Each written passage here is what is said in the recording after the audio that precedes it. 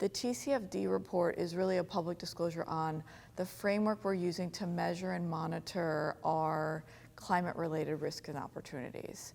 And we can leverage this report in terms of how we're implementing sustainable efforts at our properties, our asset management plans, our buy-sell decisions. So this report will allow us to go a step deeper on our sustainable efforts. Joining me today is Barb Pak, Executive Vice President and Chief Financial Officer with Essex Property Trust. Barb, thanks so much for joining us. Thanks for having me.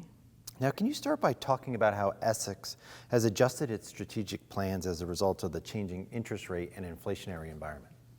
Yeah, for us, it really started in 2022. So when we look back to our external growth strategy starting off the year in 2022, we thought we would be acquirers of assets. And we'd be able to grow and buy assets to grow our company. However, as our cost of capital increased throughout 2022, we actually walked away from some asset acquisitions and shifted gears to selling assets and buying back our stock, because that was the way we could create value in that environment. Buying traditional assets was going to be dilutive to our shareholders, so we abandoned that strategy.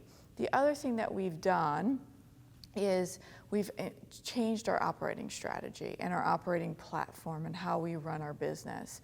That's not necessarily a byproduct of this environment, but it has helped us reduce our expenses in this environment. We've been able to eliminate some headcount at our properties by becoming more efficient, which in this environment where wage inflation is fairly high, it has helped keep our controllable expenses to a lower level. And why do you think that multifamily REITs are priced at a discount compared to private markets? And do you think that discrepancy will continue?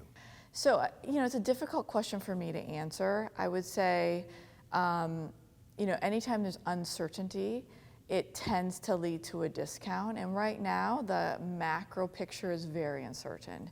And no matter what REIT executives say, we can't get over the more recent news that's out there with bank crisis and whatnot. So I think that is playing into some of the discounts. What I would say is that they can change very quickly. If we get some positive news, if the Federal Reserve changes their interest rate stance and they start to cut rates, I think you could see that discount evaporate very quickly. So it's a point in time, we've seen it many times. We try to take advantage of it by buying back our stock and selling assets and arbitraging that difference if we can, while at the same time maintaining our balance sheet structure and strategy.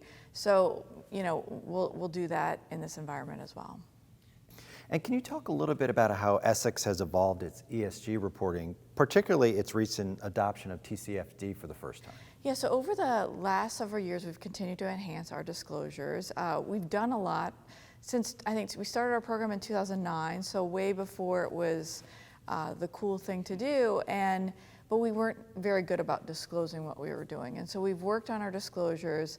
The TCFD report is really a public disclosure on the framework we're using to measure and monitor our climate-related risks and opportunities.